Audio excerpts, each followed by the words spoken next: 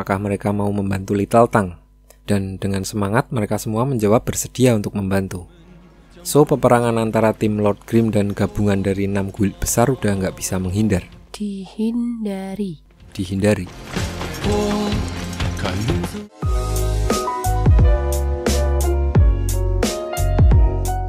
Setelah semua anggota tim dipulihkan oleh Luoji, sedikit demi sedikit anggota tim Lord Grimm bisa nyicil-nyicil musuh. Dan saat energi musuh hampir habis, dengan taktik 4-4-2, tim mereka dapat mengalahkan semua lawannya. Sampai tersisa satu player, yaitu ketua guild Excellent Era yang merampas senjata milik Little Tang. Dan Yekyu sengaja membiarkannya duel dengan Little Tang. Bahkan dengan senjata seadanya pun Little Tang dapat mengalahkannya tanpa kesusahan.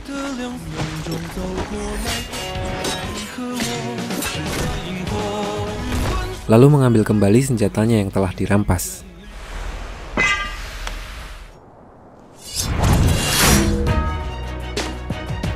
Setelah kejadian itu, ketua guild Excellent Era yang memimpin penyergapan di guild-guild besar, dia merasa sangat terpuruk karena disalahkan atas kekalahannya yang menyebabkan karakter dari pemain-pemain terbaik mereka turun level.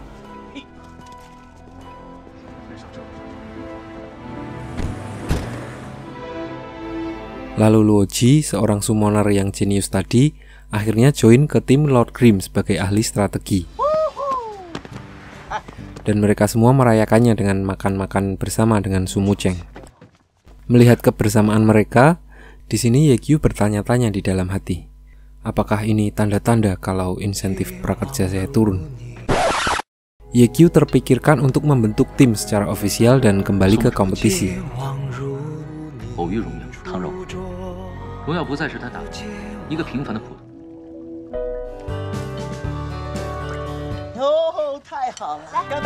Sementara itu, Excellent Era sedang mengadakan jumpa pers terkait pensiunnya Yekyu.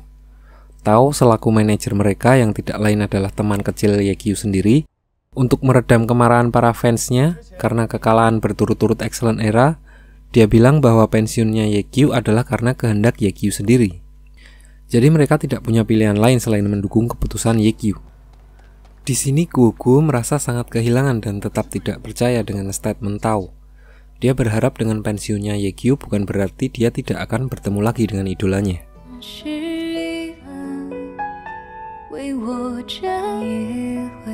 Di sisi lain, giliran Guild Tyranny yang lapor ke wakil kapten mereka. Karena kaptennya terkenal sangat killer, ketua guildnya nggak berani lapor langsung ke kaptennya. Makanya dia lapor ke wakil kaptennya dulu. Diperlihatkan wakil kaptennya adalah orang yang sangat kaku dan super disiplin soal waktu. Lalu, mereka langsung mulai penyergapannya. Dan di sini, dengan tangan kosong pun Yekyu dapat mengalahkan beberapa anggota Guild Tyranny.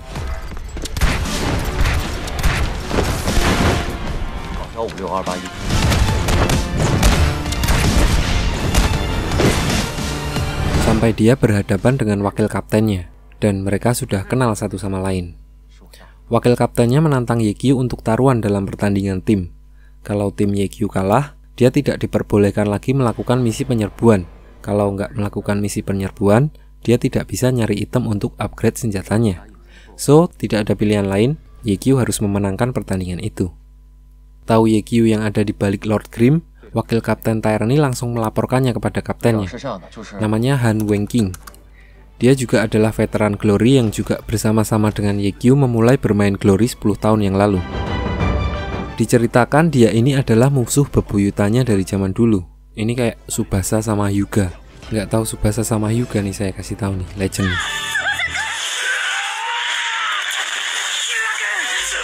Balik ke cerita, di sini Han Wenqing dengan job karakternya brawler, dia pengen tahu nih keadaan Yekyu sekarang. So dia memutuskan untuk ikut dalam pertandingan. Balik ke warnet Happy, di sini karena merasa Yekyu harus menang, dia meminjam ruangan VIP yang nantinya akan dibayar tempo untuk menjabarkan taktiknya dalam melawan Tyranny yang terkenal dengan damage yang sangat tinggi dan gaya permainannya yang agresif. Dan saat masuk ke pertandingan, diperlihatkan bukan cuma damage-nya yang tinggi. Healer mereka juga bermain sangat bagus, sehingga ketika tim Yekyu mencoba menguras HP anggota tim Tyranny, dia akan langsung diobati lagi dan HP-nya menjadi kembali penuh. Di sini tim Yekyu sempat stres dengan healer milik tim Tyranny. Namun, Yekyu punya rencana untuk menculik salah satu anggota tim Tyranny dan menariknya agar keluar dari jangkauan healer mereka.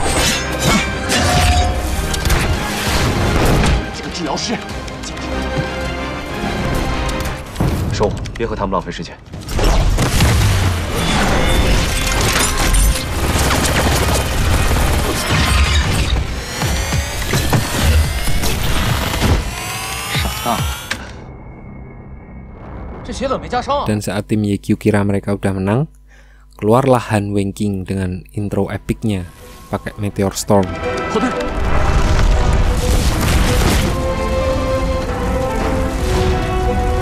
Dengan beberapa skill, dia langsung menghabisi Bowzi, Yifan, dan Little Tang untuk bertarung one-on-one dengan Yekyu.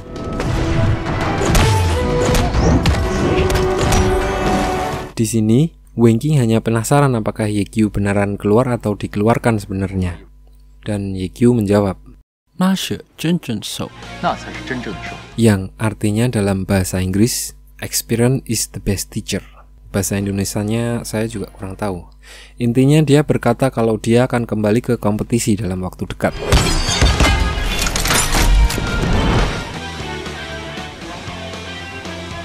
Balik ke warnet Happy merasa udah kalah dalam taruhan, Yekyu tidak bisa lagi melakukan penyerbuan boss monster. Lalu dia memikirkan jalan lain untuk mendapatkan material untuk senjatanya.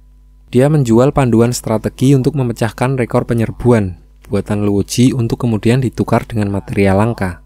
Sementara Little Tang, dari pertandingan terakhirnya melawan Tyranny, dia udah berpikir kalau Yekyu memang bukan orang sembarangan.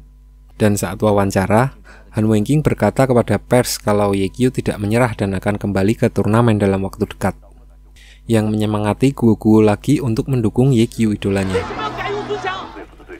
Karena berpikir Yekyu akan kembali ke Excellent Era, di sini Guo memesan tiket untuk melihat pertandingan para bintang, yaitu pertandingan antara junior untuk menantang seniornya dalam pertandingan 1 lawan 1.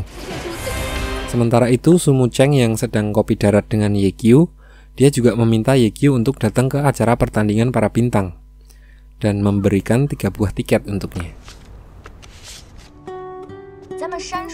Di sisi lain, karena tiketnya udah terjual habis, calo kenalan Guo tidak bisa mendapatkan tiket untuknya. Pas nih, Yekyu memberikan tiketnya, lalu paginya dia, Guo dan Little Tang berangkat sama-sama. Sampai di tempat, Guo membuka stand untuk Yekyu. Dan dia bertemu dengan calo kenalannya di Excellent Era tadi. Calo itu berkata kalau masa kejayaan Yekyu udah selesai dan sekarang dia udah nggak main lagi. Lalu mereka membantu Guo untuk membereskan stand-nya, dengan kata lain diusir. Di sini Guo merasa sangat down dan Yekyu menyemangatinya dengan berkata, "Absorb liquid quickly with diamond layer technology," yang artinya, apakah idola itu? Apakah orangnya, atau kata-katanya, atau semangatnya, atau tekuannya, ataukah mungkin sedet? Lalu Guo jadi mengerti kalau yang diidolakannya selama ini adalah semangat Yekyu, yaitu membuat yang mustahil menjadi mungkin. Sementara itu diperlihatkan Yifan yang dengan inisiatifnya sendiri mendaftar sebagai penantang di pertandingan para bintang. Diam-diam dia ingin menunjukkan kemampuannya yang sekarang kepada kapten tim Tiny Herbs. Lalu sebelum pertandingan dimulai, di sini Sumu Cheng mendatangi Yekyu dan pura-pura untuk duduk di kursi penonton. Melihat Sumu Cheng di situ, Guo terlihat sangat girang. Girang mulu nih kakak. Acara itu dihadiri oleh 6 tim besar yang ikut berpartisipasi, dan pertandingan pertama dari tim Tiny Herbs, teman dekat Yifan, seorang penyihir yang menantang kaptennya sendiri. Untuk mempermudah, kita akan sebut saja junior dan kaptennya.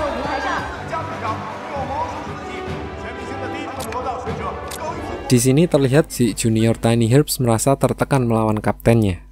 Dia hanya sembunyi dari awal pertandingan dan saat udah ketahuan, juniornya langsung kabur dan terus diserang oleh kaptennya tanpa mempunyai kesempatan untuk menyerang balik. Sampai si junior mendapatkan kesempatan lagi untuk bersembunyi.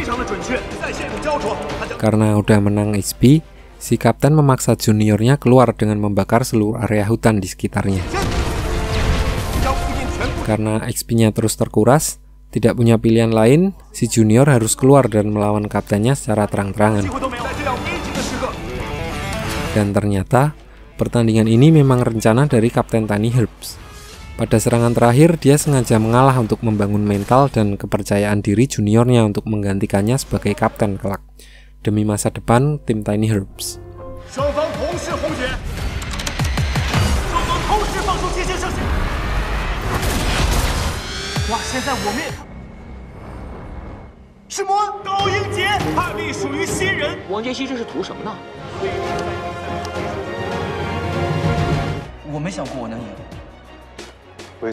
Lalu pertandingan kedua, Ivan yang ingin membuktikan dirinya dalam bermain sebagai support melawan seorang kapten dari tim Void yang kurang terkenal, tapi permainannya sudah diakui sebagai support paling hebat di liga.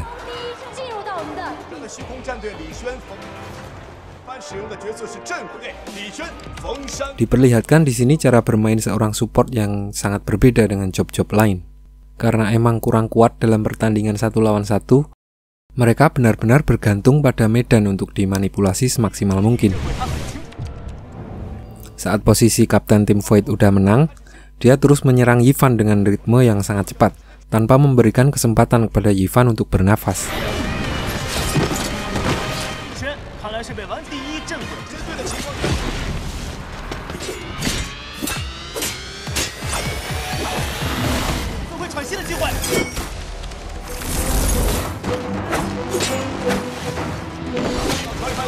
Dan saat Ivan udah bisa nyerang balik, ternyata itu juga cuma tipuan dari kapten tim Void untuk benar-benar mendominasi di pertandingan.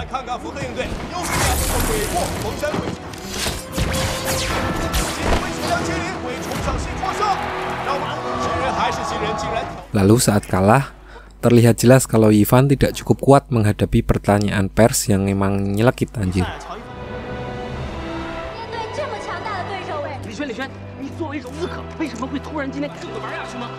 Bahkan di luar pun YQ bilang kalau dia udah kelewat batas. Kalau dia mau belajar, mau minta saran-saran, bener lu nyariin dia.